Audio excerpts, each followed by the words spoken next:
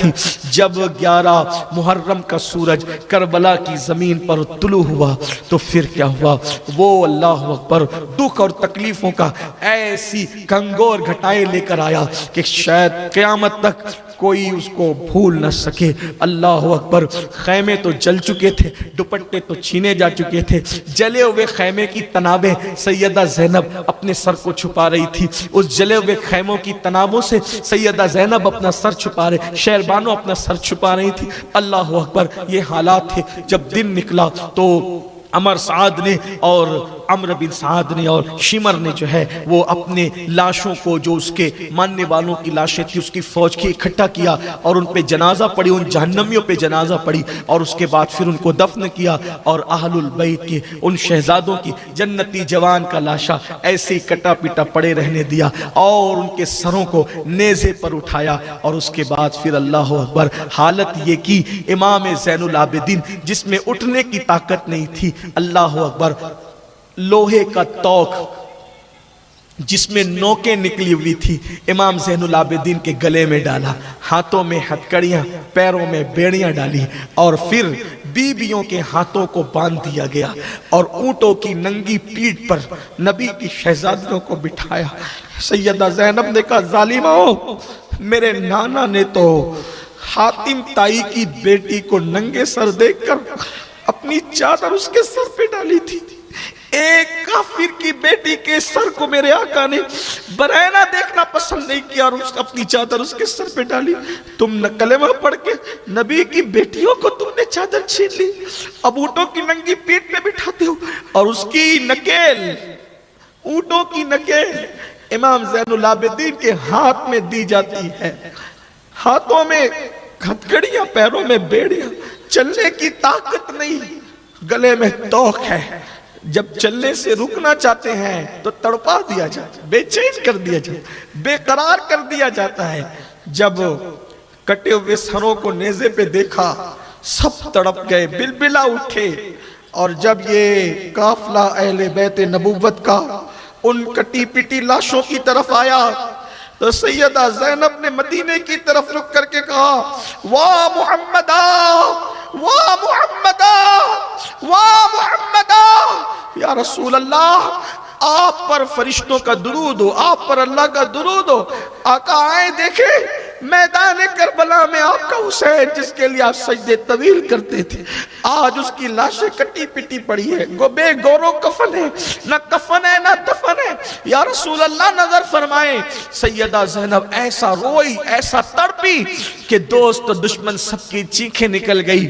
اس کے بعد اللہ اکبر, اونٹوں کی ننگی پیٹھ پر امام زین العابدین کے ہاتھ میں نکیل ہے, بیویاں اونٹوں کی ننگی پیٹھ پر ہے, اور یہ قافلہ کوفے کی طرف روانہ ہوتا ہے. سروں کو آپس میں بانٹ لیا گیا ہے. جب کوفے کے قریب پہنچے تو کوفے کے قریب پہنچنے کے بعد ایک جنگل میں اس قافلے کو روک لیا کہ ابھی رات کا ٹائم ہے, رات میں جائیں گے تو کوئی دیکھ نہیں پائے گا. انہوں نے کوفے کو سجایا, شادیاں خوشی کے بجائے ڈھول تاشے بجائے, اور کوفے کو آراستہ کیا. جشن کا سما تھا, کوفے میں اعلان ہو رہا تھا, کوفہ والو, جو لٹیرے تھے, ڈاکو تھے, حکومت کے باغی تھے, ان کو ہم نے قتل کر دیا, ان کے سر کاٹ کے لا رہے ہیں, ان کا تماشا دیکھنے تو آؤ.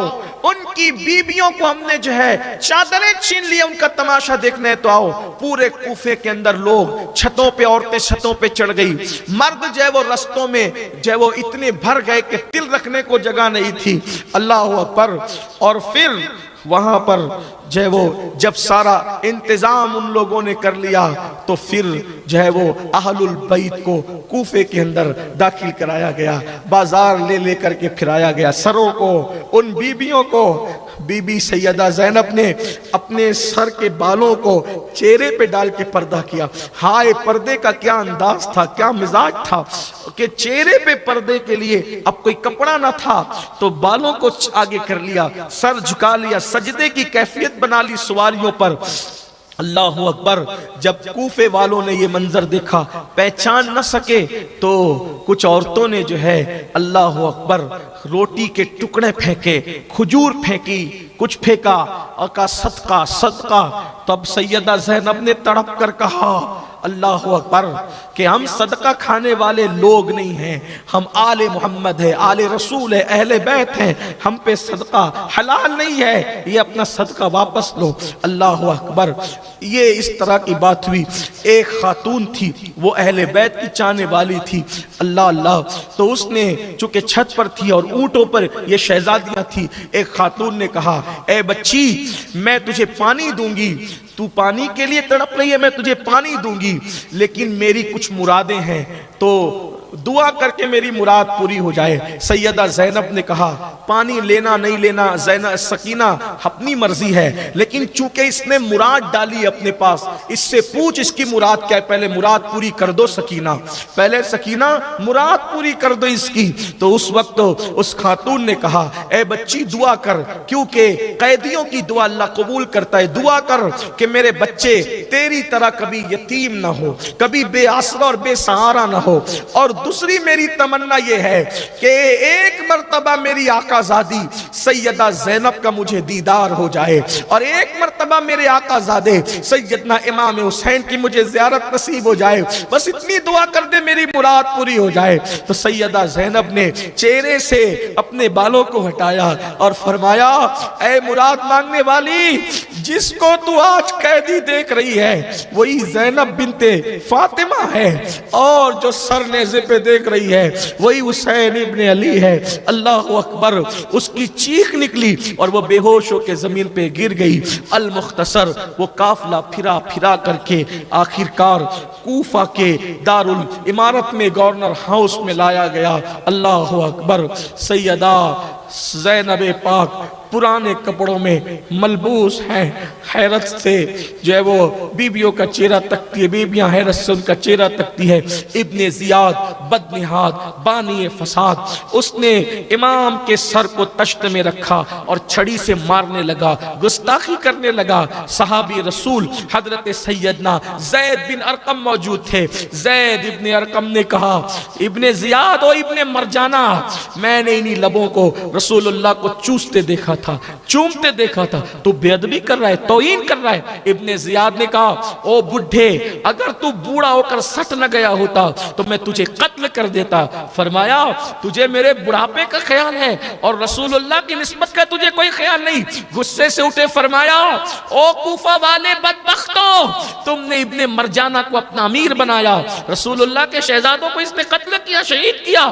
یاد رکھو یہ تمہارے شریفوں کو قتل کرے گا, تمہارے ذلیلوں کو غلام بنائے گا. آج کے بعد تم غلام بن گئے. اس کے بعد سیدہ زینب پاک کی طرف وہ مخاطب ہوا, اور مخاطب ہونے کے بعد کہا اللہ کا شکر ہے کہ اللہ نے جو ہے وہ یزید کو امیر المومنین کو عزت دی, کامیابی دی, اور معاذ اللہ ثم معاذ اللہ قذاب ابن قذاب حسین ابن علی کو اللہ نے شکست دی. سیدہ زینب تڑپ گئی, فرمایا تو قذاب, تیرا باپ قذاب. حسین ابن علی کو اللہ نے ان کے مقدر میں شہادت لکھی تھی, سو وہ شہید ہو گئے. اور اس کے بعد امام زین العابدین کی طرف مخاطب ہو گئے, کہا یہ کون ہے؟ تو کہا یہ حسین کا بیٹا ہے, اس کو نہیں قتل کیا, اس کو بھی قتل کرو. اللہ اکبر. سیدہ زینب لپٹ گئی, اگر اس کو قتل کرے گا تو پھر مجھے بھی قتل کر.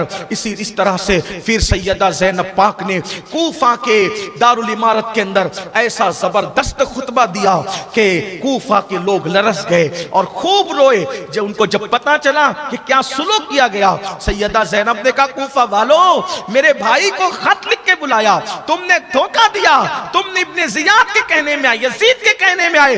خدا تمہیں ہمیشہ روتا رکھے, رلاتا رکھے, تم ہمیشہ اسی طرح روتے رہو, اسی طرح تم سینے پیٹتے رہو. سیدہ زینب نے ان کے لیے بات فرمائی, اور تمہارا رونا خون حسین کا بدل نہیں ہو سکتا, تمہارا بلبلانا حسین کے خون کے دھبے جو تم پہ لگے ہیں وہ کبھی نہیں دھل سکتا ہے. اس کے بعد چند دن تک کے حضرت سیدنا امام زین العابدین اور ان لوگوں کو قید میں رکھا گیا. وہ بڑی لمبی داستان ہے, انشاءاللہ اللہ نے زندگی دی پھر کبھی عرض کریں گے. پھر یزید کا حکم آیا, تو یزید کے حکم پر پھر یہ قافلہ کوفہ سے ایسے ہی جو ہے وہ دمشق کی طرف روانہ ہوا. تقریباً 19 منزل قیام کیا کوفہ سے دمشق تک 19 منزل، الگ الگ منزل کی الگ الگ داستان مورخین نے لکھی ہے، لیکن بس میں اتنا عرض کرتا ہوں یہ کہ جب وہ قافلہ جا رہا تھا تو دیکھا ان لوگوں نے کہ ایک گرجا پر شعر لکھا ہے کہ جنہوں نے حسین کو قتل کیا کیا وہ یہ سمجھتے ہیں کہ حسین کے نانا کی شفاعت ان کو ملے گی؟ تو وہ حیرت زدہ ہو کر پوچھا یہ شعر کہاں کا ہے، کس نے لکھا؟ تو وہ راہب نے کہا کہ میں نے میرے باپ داداؤں سے سنا کہ یہ پہلے سے لکھا ہوا ہے، بلکہ نبی آخر الزمان کی ولادت سے بھی 500 سال پہلے سے یہ شعر اس گرجا پہ لکھا ہوا ہے۔ اللہ اکبر۔ پھر اس کے بعد آگے بڑھے، ایک جگہ پر رکے تو ایک راہب وہاں رہتا تھا، اس راہب نے کہا کہ یہ کون لوگ ہیں؟ تو کہا یہ باغی لوگ تھے، راستہ لوٹتے تھے، راستہ مارتے تھے، اس لیے ہم نے ان کو قتل کیا، ان کی عورتوں کو جو ہے وہ ہم نے قیدی بنایا، اب ہم اس کو لے جانے یزید کے پاس، اس کے دارالامارت کے اندر، اس کی دمشق کے اندر لے کر کے جا رہے ہیں۔ اتنا سنا تو امام علی مقام کا سر اس نے دیکھا تو دیکھتے ہی رہ گیا، کہ یہ کس کا سر ہے؟ تو کہا یہ حسین ابن علی کا۔ کہا وہ علی وہی جو تمہارے نبی کے داماد ہیں؟ ہاں وہی۔ کہا علی کا بیٹا لٹیرا کیسے ہو سکتا ہے؟ علی کا بیٹا رامار کیسے ہو سکتا ہے؟ تم جھوٹ بولتے ہو۔ اور پھر کہا کہ 10,000 درہم کچھ میری زندگی بھر کی کمائی ہے، وہ پیسے لے لو، وہ درہم لے لو اور مجھے یہ سر ایک رات کے لیے دے دو۔ پھر وہ رات کے لیے، چونکہ وہ تو لالچی کتے تو تھے ہی خبیث، انہوں نے سر دے دیا، 10,000 درہم لے لیے، اس نے سر دھلا اور جو ہے وہ چہرے کا غبار صاف کیا، خوشبو لگائی اور رات بھر کھڑا رہا تو کیا دیکھا؟ سر امام سے لے کے آسمان تک نور ہی نور ہے۔ پھر کہا امام آپ نبی کے نواسے ہیں، آپ بتائیں میں نے آپ کی خدمت کی ہے، اس کا کچھ صلہ عطا کر دیں۔ امام کے مبارک لبوں کو جنبش ہوئی، فرمایا کلمہ پڑھو، نانا کی امت میں داخل ہو جاؤ۔ وہ کلمہ پڑھ کے مسلمان ہوا اور وہ مسلمان ہو کر وہ گرجا پھر مسلمانوں کے عبادت خانے میں تبدیل ہوا، ابھی بھی موجود ہے جو ہے وہ ملک شام کے اندر وہ گرجا، اب تو گرجا نہیں ہے مسجد ہے۔ میں ملک شام میں وہاں گیا ہوں اور وہاں ایک پتھر رکھا ہوا ہے، جس پتھر پر اس نے سر رکھا تھا اس سر پر اب بھی خون حسین کا اثر ہے۔ 2005 میں جب میں گیا تھا تو میں نے وہ دیکھا، سوکھا ہوا دیکھا۔ لوگ کہتے ہیں کہ وہ کربلا کے ایام میں یعنی محرم کے دنوں میں وہ جو ہے تازہ ہو جاتا تھا، لیکن ابھی ایسی کوئی کیفیت میں نے نہیں پائی، نہ میں نے سنا، البتہ وہ خون کا اثر میں نے اپنی آنکھوں سے دیکھا، اتنا ضرور ہے 2005 میں نے دیکھا۔ تو پھر اس کے بعد وہ قافلہ جو ہے مزید آگے بڑھا، آگے بڑھنے کے بعد یہاں ایک بات بڑی خوبصورت آ گئی، یاد آ گئی تو عرض کر دوں، کیونکہ مجھے اس لٹے ہوئے قافلے کو پھر مدینہ منورہ تک بیان کرنا ہے اور بہت جلدی جلدی چلنا ہے، ٹائم جو ہے ختم ہونے کے بالکل قریب ہے، جو ہمیں ٹائم دیا گیا وہ ٹائم ختم ہونے کے قریب ہے۔ سن لیجئے 25واں سال تھا تو ہم نے سوچا کہ مدینہ منورہ تک یہ قافلے کی داستان بیان ہو جائے، ایک بار آپ کی میری مراد پوری ہو جائے۔ حالانکہ ہم بہت سے واقعات ابھی بھی چھوڑتے چل رہے ہیں، اختصار ہی سے کام لے رہے ہیں، بہت طویل داستان ہے کربلا کی، اللہ زندگی دے تو وہ سارے واقعات بھی آئندہ سالوں کے اندر آتے رہیں گے، باتیں ہوتی رہے گی۔ یہ قافلہ چلا، چلنے کے بعد جب دمشق کے قریب پہنچا، دمشق بھی کہتے ہیں، دمشق کے قریب پہنچا تو کیا دیکھا کہ ایک عورت آئی، اور وہ عورت آنے کے بعد اس نے قافلے والوں کو دیکھا اور دیکھنے کے بعد کہا کہ اے شہزادیوں، اے نبی زادیوں، یہ میں تھوڑا سا کچھ کھانا لے کر کے آئی ہوں آپ لوگوں کے لیے، یہ کھانا آپ قبول کر لیں، یہ کھانا قبول کر لیں۔ تو اس وقت جو ہے وہ سیدہ زینب پاک نے پوچھا تمہیں کیسے پتا چلا ہم نبی زادیاں ہیں، ہم نبی کی اولاد ہیں؟ وہ کہا کہ میں سیدہ فاطمۃ الزہرا کی ایک کنیز تھی اور میں نے ان کی بڑی خدمت کی ہے، تو انہوں نے مجھے بتایا تھا کہ سن 60 ہجری کے بعد، سن 60 کے بعد جو ہے وہ ایک قافلہ آئے گا اور اس میں جو اسیر اور قیدی ہوں گے وہ کوئی اور نہیں ہوں گے، وہ میری اولاد ہوں گے، ہو سکے تو ان کی خدمت کرنا۔ اللہ اکبر۔ بہرحال تو اس نے کھانا پیش کیا، سیدہ نے کہا اللہ تجھے جزائے خیر عطا کرے، تو کہا کہ میں جب ان کی خدمت کرتی تھی تو ایک بچی سیدہ کی گود میں تھی اور وہ سیدہ سے بہت مشابہ تھی، تو میں چاہتی ہوں کہ اس شہزادی کی ایک بار مجھے زیارت ہو جائے جو سیدہ کے بہت مشابہ تھی۔ ان کا نام زینب تھا اور ایک شہزادے تھے، چھوٹے شہزادے، ان کا نام حسین تھا، میں نے ان کو بہت دن میں نہیں دیکھا۔ تو بی بی صاحبہ دعا کر دیں، آپ آل نبی ہیں، کہ شہزادی زینب کی زیارت ہو جائے، شہزادے حسین کی زیارت ہو جائے۔ تب آپ نے رو کے کہا وہ کٹا ہوا سر جو ہے وہ حسین کا ہے، اور یہ قیدی جو ہے کوئی اور نہیں، یہ زینب ہے، وہ چیخ پڑی اور ایسی بے ہوش ہوئی کہ پھر اس کی روح کفس انصری سے پرواز کر گئی۔ اسی سفر میں ایک واقعہ اور پیش آیا، وہ بھی سن لیں اور پھر بات آگے بڑھتی۔ جب قافلہ جا رہا تھا اور وہ نیزے پہ سر تھا، نیزے پہ گھماتے تھے کہ دیکھو جو یزید کے ساتھ بغاوت کرے گا اس کا یہ حال ہوگا، حالانکہ یزید خود باغی تھا، پلید ملعون، اللہ اکبر، اس کے ساتھ کیا بغاوت اور اس کے ساتھ کیا وفا، وہ تو ظالم تھا، پلید تھا، ملعون تھا، اس ظالم نے کیا ظلم نہیں کیے۔ آگے آپ سنیں گے تو آپ اس پہ یقیناً تف تف کریں گے کہ کتنا پلید انسان، ایسا پلید انسان شاید ہی دنیا میں پیدا ہوا ہو کہ جس نے کعبۃ اللہ پہ پتھر برسائے، مدینہ منورہ کی حرمت کو جس نے پامال کیا، مسجد نبوی میں جس نے گھوڑے بندھوائے، مدینہ منورہ کی عورتوں کو 3 دن اور 3 رات تک کے اپنے لشکر پہ حلال کر لیا، 1000 عورتوں نے جو ہے وہ ناجائز بچے جنے، ناجائز بچے پیدا کیے اس کے لشکر کی وجہ سے۔ یہ گندگی ہے اس کی، یہ پلیدی ہے۔ مجھے حیرت ہے لوگ یزید کے لیے نرم گوشہ کیسے رکھتے ہیں، کس طرح رکھتے ہیں، خدا جانے، اللہ لوگوں کو ہدایت عطا فرمائے۔ تو بہرحال تو نیزوں پہ سر تھے، اور نیزوں پہ سر تھے تو اچانک جس کے ہاتھ میں امام حسین کا سر نیزے پر تھا، وہ نیزہ زمین پہ گرا، اور زمین پہ گرنے کے بعد گڑ گیا۔ اس کو اٹھاتے تو وہ اٹھتا نہیں، اس کو اٹھاتے وہ جو نیزے پر سر حسین تھا وہ زمین پہ گڑ گیا۔ اب اس کو اٹھانے کی کوشش کرتے ہیں، وہ اٹھتا نہیں۔ جب نہیں اٹھتا تو چونکہ یہ قافلہ شمر کی قیادت میں جا رہا تھا، یہ قافلہ شمر کی قیادت میں جا رہا تھا، شمر کو جب آ کر کہا کہ نیزہ زمین پہ گڑ گیا ہے اور اٹھانے سے اٹھتا نہیں، سر حسین والا نیزہ نہیں اٹھتا، تو شمر نے کہا میں وہاں نہیں جاتا، اور وہ سیدھا امام زین العابدین کے پاس ہے۔ امام زین العابدین کے ہاتھوں میں ہتھکڑیاں تھی، پیروں میں بیڑیاں تھی، گلے میں توق تھا۔ کہا اے علی ابن حسین، تیرے بابا کا سر نہیں اٹھ رہا ہے، اور کیوں نہیں اٹھ رہا ہے تو اپنے باپ سے بول کے آگے چل، اور اگر وہ سر نہیں اٹھتا، آگے نہیں چلتا تو اتنا تڑپاؤں گا تم لوگوں کو کہ سر حسین بھی بے چین ہو جائے گا۔ امام زین العابدین نے فرمایا شمر رک جا، وہ سر جو ٹھہرا ہے کوئی نہ کوئی اس میں حکمت ہے۔ اور آپ نے پھر اپنی پھپھی سے کہا پھپھی اماں، بابا کا سر آگے نہیں بڑھتا تو قافلے میں سب ہیں یا کوئی چھوٹ گیا ہے؟ سیدہ زینب نے فرمایا اس سے کہو کہ میری رسیاں کھولے تاکہ میں دیکھوں کہ قافلے میں سب ہے یا کوئی چھوٹ گیا ہے۔ سیدہ زینب کی رسیاں کھولی گئی تو آپ نے جب پورا قافلہ دیکھا، چیک کیا تو دیکھا کہ جس اونٹ کی ننگی پیٹھ پر سیدہ سکینہ کو باندھ کے رکھا گیا تھا، جب انہوں نے اونٹ دوڑائے اور سیدہ سکینہ کو مارا، اور اس میں جو ہے وہ مارنے کی کوشش کی، اونٹ کو مارا، سیدہ سکینہ کو مارا، اور سیدہ سکینہ اونٹ سے گر گئی، اور وہ اونٹ کی پیٹھ خالی تھی۔ تو سیدہ زینب نے کہا ہائے سکینہ نہیں ہے، یہ سر اس لیے آگے نہیں بڑھتا کہ سکینہ نہیں ہے۔ تو سیدہ زینب نے پھر آواز لگائی سکینہ سکینہ سکینہ کہاں ہو، جلدی آواز تو میری بیٹی کہاں ہو۔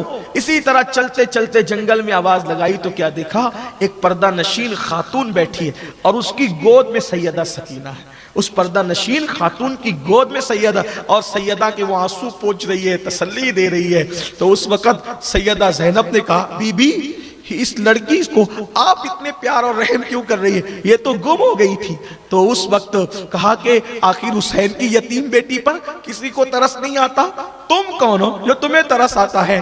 تو اس وقت اس بی بی نے جب نقاب پلٹا فرمایا پہچانا نہیں زینب، میں تیری امی فاطمہ ہوں، میری بیٹی زین سکینہ جب زمین پہ گری اس کی حفاظت کے لیے میں آ گئی، اس کی حفاظت کے لیے میں آ گئی۔ سیدہ زینب پاک ماں کو دیکھ کے رو پڑی، تڑپ گئی، امی تمہارے خاندان کے ساتھ، تمہارے بیٹوں کے ساتھ، بیٹیوں کے ساتھ کیا ہو رہا ہے؟ یہ بات کہی رہی تھی، پلک جھپکی اور ایسا لگا کوئی خواب تھا۔ سیدہ سکینہ کو اٹھایا، ساتھ لیا، چلنے کی طاقت نہ تھی سیدہ سکینہ میں۔ بالآخر جب یہ قافلہ دمشق پہنچا، دمشق سجایا گیا اور اہتمام کیا گیا، شادیاں نے، ڈھول تاشے بج رہے تھے۔ میں پھر کہتا ہوں کہ کوئی تبصرہ نہیں کرنا چاہتا، لیکن اتنا ضرور کہتا ہوں کہ سنیو تھوڑا خیال کرو، سنیو تھوڑا دھیان دو، میری قوم کے جوانوں غور کرو کہ ان دنوں ڈھول کن کے گھر بج رہے تھے اور آنسو کن کے نکل رہے تھے، اس لیے تھوڑا بدعات اور خرافات پر بھی توجہ دو اور ان بدعات اور خرافات سے بچو۔ امام حسین کے نانا کو کیا منہ دکھاؤ گے، امام علی مقام کے نانا کو کیا منہ دکھاؤ گے؟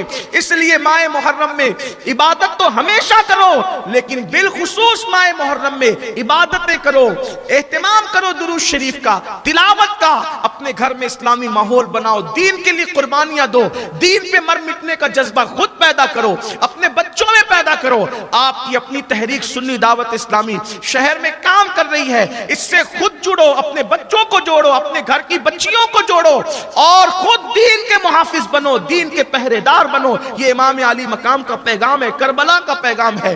تو اللہ اکبر، جب دمشق کو سجا، ڈھول تاشے بجائے جا رہے تھے، یزید فرعون کی طرح تخت پہ بیٹھ کے شراب پی رہا تھا اور اہل بیت نبوت کا وہ لٹا پیٹا قافلہ جو ہے وہ وہاں آیا۔ آنے کے بعد اللہ اکبر، ہاتھوں میں ہتکڑیاں، پیروں میں بیڑیاں، سب سر جھکا کر کے کھڑے تھے۔ تو یزید نے کہا یہ ایسے سر جھکا کر کیوں کھڑے؟ تو اس وقت سیدہ زینب نے کہا ہمیں سکینہ کے ساتھ باندھ دیا گیا ہے، اگر ہم اٹھ کر کے کھڑے ہوں تو سکینہ کے گلے کو پھندا لگتا ہے، پھانسی لگتی ہے، سکینہ کو بچانے کے لیے ہمیں سر جھکانا پڑتا ہے۔ اللہ اکبر۔ پھر اس نے بھی امام علی مقام کے سر کو تشت میں رکھا اور کہا حسین تم جیسا خوبصورت میں نے نہیں دیکھا، تمہارے دانت کتنے خوبصورت ہے۔ چھڑی لگا رہا تھا حضرت عبداللہ ابن عفیف، اور بعض لوگوں نے دوسرے صحابہ کا نام لکھا ہے کہ وہاں موجود تھے، اور اس کو بھی کہا ظالم، رسول اللہ اسی کو چومتے تھے، چوستے تھے، تو یہ کر رہا ہے۔ وہاں پر روم کا ایک سفیر تھا، اس نے کہا یہ کون ہے؟ تو کہا یہ حسین ابن علی کا، وہ تمہارے نبی کا نواسہ۔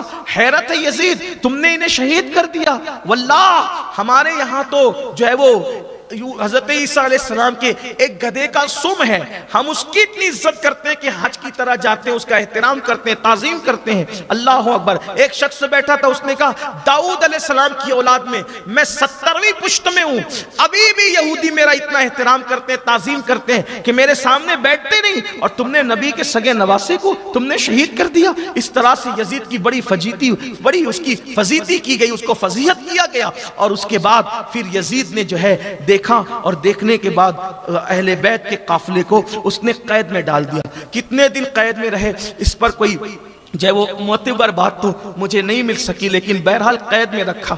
جب اہل البیت کو اس نے قید میں رکھا تو وہاں حال یہ تھا کہ شام کو پرندے جو ہے جب اڑ اڑ کر کے گھر جاتے تو سیدہ سکینہ کہتی پھوپھی امی یہ پرندے کہاں جا رہے ہیں؟ تو سیدہ زینب کہتی بیٹی یہ گھر جا رہے ہیں۔ کہا پھوپھی امی پرندے گھر جا رہے ہیں، ہم کب گھر جائیں گے پھوپھی امی؟ ہم کب لوٹیں گے؟ بابا کب آئیں گے؟ چچا عباس کب آئیں گے؟ ہمیں کب لے جائیں گے؟ یہ باتیں کرتی ایک شخص قید خانے کی دیوار کے قریب سے گزر رہا تھا۔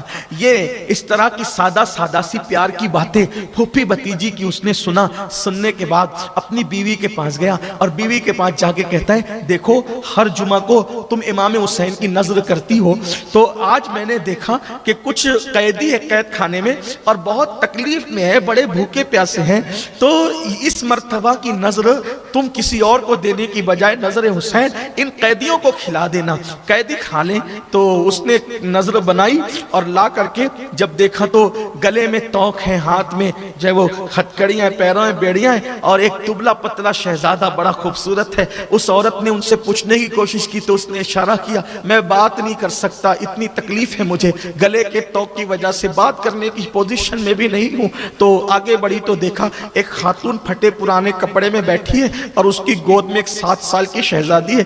تو پہنچ کر کے کہا اے قیدیو یہ کھانا لائی ہوں، کھانا لے لو۔ تو سیدہ زینب نے کہا ہم صدقہ نہیں کھاتے۔ تو کہا میں صدقہ نہیں لائی ہوں، نظر حسین لائی ہوں، کھا لو، اور کھانے کے بعد میرے حسین کے لیے دعا کرو کہ اللہ میرے حسین کو لمبی عمر عطا کرے۔ تو سیدہ زینب سسکیاں لے کر رو پڑی، بیویاں رو پڑی، بہت روئی۔ اس خاتون نے کہا ارے تم نام حسین سن کے اتنا کیوں رو رہی ہو، رونے کی وجہ کیا ہے؟ تو کہا حسین سے تیرا کیا تعلق ہے بیوی جو تو ان کی نظر بناتی ہے؟ کہا میں ہر جمعہ کو نظر بنا کر غریبوں کو، یتیموں کو، مفلسوں کو، کلاشوں کو کھلاتی ہوں۔ تو سیدہ सैयदा ज़ैनब ने पूछा तेरा क्या ताल्लुक है हुसैन से? कहा ताल्लुक बस इतना है कि मेरे बाबा अल्लाह के नबी के सहाबी हैं और मैं मदीने में मेरा बचपना गुजरा, मैं इतनी बीमार पड़ गई कि मुझे तबीबों ने हकीमों ने कह दिया कि ये बच्ची मर जाएगी, जिंदा नहीं रहेगी। तो चूंकि मेरे मदीने वालों का मामूल था जब सारे दरवाजे बंद हो जाते तो अल्लाह के रसूल के दयार में जाते, हुजूर की बारगाह में जाते। बस यही कुछ हुआ कि मेरे बाबा मुझे उठा करके ले गए और ले जाने के बाद रसूलुल्लाह के कदमों में डाल दिया। अर्ज़ की या रसूल अल्लाह, हकीमों ने तबीबों ने मेरी बेटी को जवाब दे दिया कि मेरी बेटी मर जाएगी। हाका मेरी बेटी को बचा ले, ऐ जाने मसीहा मेरी बेटी को बचा ले। अभी मेरे बाबा यूं अर्ज कर रहे थे कि सब्ज रंग का पर्दा दरवाजे से हटता है और एक चांद सा बेटा शहजादा बाहर निकलता है। आका अलैहिस्सलाम कहते हैं उस शहजादे को हुसैन इसके लिए दुआ कर दो कि अल्लाह ताला इसको जिंदगी दे दे। उस शहजादे ने मेरे लिए दुआ की और जैसे ही दुआ की जिंदगी के आसार जाहिर हो गए। बस मेरे बाबा ने कहा बेटा हुसैन की दुआ से अल्लाह ने तुझे नई जिंदगी दी है, जब तक जिंदा रहना हुसैन के लिए नज़र करते रहना और उसकी लंबी उम्र की दुआ करते रहना। उसी के सदक़े में मुझे जिंदगी मिली, इसलिए मैं उसके लिए दुआ करती हूँ। दास्तान सुन सुन करके सैयदा रोती थी, सिसकती थी, बिलकती थी। तो कहा बीबी आप मेरे हुसैन का जिक्र सुन करके इतना क्यों रो रही है? आप कौन है, उन्हें कैसे जानती है? तो कहा मैं हुसैन की बहन हूँ, ज़ैनब मेरा नाम है। ये हुसैन की यतीम है जिसे सकीना कहते हैं, वो हुसैन का यतीम है जिसे ज़ैनुल आबिदीन कहते हैं। अब तू उनकी लंबी उम्र की दुआ न कर, जालिमों ने हुसैन को शहीद कर दिया। धीरे धीरे दिमश्क में जो है वो यजीद के खिलाफ एक जो है वो नफरत की आग भड़कने लगी कि अहलुल बैत को इसने कैद कर रखा। ये तो कह रहा था डाकू है, लुटेरे हैं, ये झूठ बोला इसने और इसने अहलुल बैत को कैद करके रखा। मरवान ने यजीद को कहा यजीद देख, अगर ये बात अगर बढ़ती रही तो तेरा तख्ता उलट जाएगा, जितनी जल्दी हो सके इनको मदीने पहुंचा दे, क्योंकि पूरे दिमश्क में अब बात धीरे धीरे गश्त कर रही है। क्योंकि हमने तो झूठ बोला था कि ये लुटेरे और डाकू है। आपको पता होना चाहिए ये ऐसा झूठ बोला था कि लुटेरे और डाकू है। एक शख्स जो है बुढ़ा, वो बुढ़ा शख्स इमाम ज़ैनुल आबिदीन को कहता है कि तुफ है तुम पर, तुम डाकू और लुटेरे हो, कौन हो तुम? तो उस वक्त इमाम ज़ैनुल आबिदीन ने फरमाया तूने कुरान पढ़ा? तो उस बुढ़े ने कहा कुरान से तुम्हारा क्या ताल्लुक? फरमाया तूने कुरान पढ़ा? कहाँ पढ़ा? तो कहा अल्लाह फरमाता है कुल ला अस्अलुकुम अलैहि अजरा इल्लल मवद्दता फिल कुर्बा। जानता है कुरान में ये? कहा? तो कहा वो कौन है जिनसे अल्लाह ने मोहब्बत का हुक्म दिया? कहा वो हम लोग हैं, आले मोहम्मद। आप लोग आले मोहम्मद हैं? कहा हमें तो कहा गया था कि डाकू और लुटेरे हैं। कहा वल्लाह हम आले मोहम्मद हैं। उसने माफी मांगी, हुजूर हमें तो झूठ बोला गया था, कुछ और बोला गया था, ये हाल किया। लेकिन हकीकत धीरे धीरे आम होती गई, सच्चाई आम होती गई। फिर ये हुआ एक इनकलाब की फिजा हमवार होने लगी और यजीद को तख्त का खतरा हुआ। तो उसने इमाम ज़ैनुल आबिदीन को बुलाया, कहा कि देखो जो हुआ सो हुआ, अब बताओ क्या करना है, मैं तुम्हें मदीने भेजना चाहता हूँ। इमाम ज़ैनुल आबिदीन ने कहा मेरी 4 शर्तें। नंबर 1, मेरे बाबा के कातिल को मेरे हवाले करो। नंबर 2, आज जुमा का दिन है, जुमा का खुतबा मुझे देने, जुमा का खुतबा मैं दूंगा। उसके बाद तीसरी बात कि जितने सर है वो सारे सर मेरे हवाले करो। चौथी चीज़ ये कि मदीने मुनव्वरा जो है वो हमें रुखसत करें तो हमारी मर्जी से हम जिस तरफ से जाना चाहें हमें जाने की इजाज़त हो। इस तरह की कुछ बातें आपने फरमाई। उसने कहा कि बाप के कातिलों को तो जाने दीजिए, मैं नहीं कर सकता, अलबत्ता जुमा का खुतबा आप देंगे और बाकी के सर भी दे दिए जाएंगे और आपको मदीना रवाना, मदीना मुनव्वरा रवाना कर दिया जाएगा। और इमाम ज़ैनुल आबिदीन जब जैसी मस्जिद में पहुँचे, दिमश्क की जामा मस्जिद के अंदर, तो वहाँ पहुँचे तो यजीद ने देखा बड़े बड़े उमरा और सब जिम्मेदार लोग और शहर के लोग मौजूद हैं। तो उसने एक खतीब को कहा कि तू खुतबा दे। इमाम ज़ैनुल आबिदीन ने फरमाया तूने वादा खिलाफी की, तूने मुझसे वादा किया था कि खुतबा आप देंगे। और उसने जो है वो यजीद को और उसके ख़ानदान को बहुत बड़ा चढ़ा के पेश करना शुरू किया और रसूलुल्लाह की अहले बैत पे तबर्रा किया। इमाम ज़ैनुल आबिदीन ने फरमाया तू झूठा खतीब है, तू नीचे उतर, खुतबा मैं दूंगा, खुतबा देना हमारा हक है और खिताबत हमारे घर की कनीज है, ये काम हम कर सकते हैं। तो वो जितना सुनना था, जब लोगों को पता चला कि अली अली इब्ने हुसैन ज़ैनुल आबिदीन है, तो लोगों ने आवाज़ दी हम इसी का खुतबा सुनना चाहते हैं, इसी का खुतबा सुनना चाहते हैं। वो खुतबा इंशाल्लाह किसी मौके पे मैं पढ़ दूंगा। लेकिन इमाम ज़ैनुल आबिदीन जब खुतबे के लिए खड़े हुए और आपने जो खुतबा दिया और अपना जो तारुफ कराया है, इमाम ज़ैनुल आबिदीन ने सिर्फ जो तारुफी कलिमात है वो सुन ले, बाकी के खुतबे का मजमून इंशाल्लाह अल्लाह ज़िंदगी दे तो कभी बयान करेंगे। आपने फरमाया लोगों मुझे पहचानो मैं कौन हूँ, जो मुझे नहीं पहचानता वो पहचान ले, जो पहचानता वो भी सुन ले कि मैं अली इब्ने हुसैन इब्ने अली हूँ, मैं अली का पोता हूँ, हुसैन का बेटा हूँ, मेरा नाम अली ज़ैनुल आबिदीन हूँ। उसके बाद फरमाया जानते हो हमारा नाना कौन है? जिस पे कुरान नाजिल हुआ वो हमारा नाना है, जो साहिब बुरहान था वो हमारा नाना है, जो दलील और हुज्जत है वो हमारा नाना है, जो सैयदुल अंबिया है वो हमारा नाना है, जिसके हाथ में लिवाउल हम्द होगा वो हमारा नाना है, जो शाफ़ी यौमुन नुशूर है वो हमारा नाना है, रिसालत जिस पर तमाम हुई वो हमारा नाना है। इस तरीके से फरमाया। फिर फरमाया मेरे बाबा हुसैन और हुसैन पाक की शान बयान की, जिसके लिए रसूलुल्लाह ने फरमाया अल हसन वल हुसैन सैयदा शबाब अहलिल जन्ना। और फिर करबला की दास्तान पेश की कि लोगों अल्लाह अकबर, इस तरह से हम पे जुल्म किया गया। पूरी मस्जिद चीख मार मार के, ढाड़े मार मार के रोने लगी। यजीद को ऐसा लगा कि अभी मेरा तख्त पलटी होता है।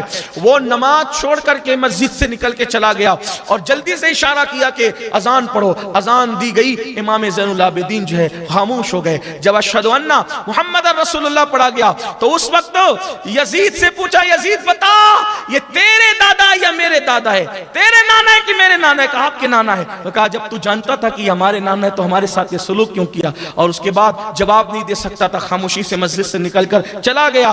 उसके बाद इमाम ज़ैनुल आबिदीन रदी अल्लाह तबारक व तआला अन्हु खुतबा देकर नीचे उतरे। हालात बदलने लगे तो मरवान ने कहा जल्दी इनको मदीना मुनव्वरा रवाना करो। हज़रत नुमान बिन बशीर रदी अल्लाह तबारक व तआला अन्हु सहाबी रसूल है, इनकी क़यादत में ये काफिला मदीना मुनव्वरा की तरफ रुखसत हुआ। अब वहाँ जो है वो क्या हालात पेश आए, बहुत इख्तिसार के साथ ये कि हज़रत नुमान बिन बशीर जैसे ही दिमश्क के बाहर निकले, बाहर निकलने के बाद आपने कहा कि मैं आपके नाना का सहाबी हूँ, आप मुझे जो हुक्म देंगे मैं वही करूँगा, जिधर से जाने के लिए कहेंगे मैं उधर से चलूँगा और आपके साथ खिदमत का अंजाम करूँगा। और जो सिपाह थे उन सिपाहियों को भी कहा पर्दे का ख्याल रहे और जहाँ जहाँ रुकने का हुक्म हो वहीं पर रुका जाए। बिलाखिर इमाम ज़ैनुल आबिदीन ने जो है वो जो जितने सर थे शहीदों के, सारे शहीदों के सर तो दिमश्क ही में दफन कर दी, सारे सर दिमश्क ही में दफन कर दीजिए। अभी भी वहां पर सरों के मज़ारात हैं। एक रिवायत तो ये है, दूसरी रिवायत ये, क्योंकि रिवायतें मुख्तलिफ है, दूसरी रिवायत है कि सरों के साथ चले और आपने फरमाया हमें करबला लेकर के चलो, और फिर आप करबला तशरीफ ले गए और सरों को आपने वहां पर दफन किया। ये दूसरी रिवायत है। और तीसरी रिवायत है कि सब सरों को वहीं करबला में दफन किया, लेकिन सरे इमाम हुसैन को वो मदीना मुनव्वरा तक लेकर के गए।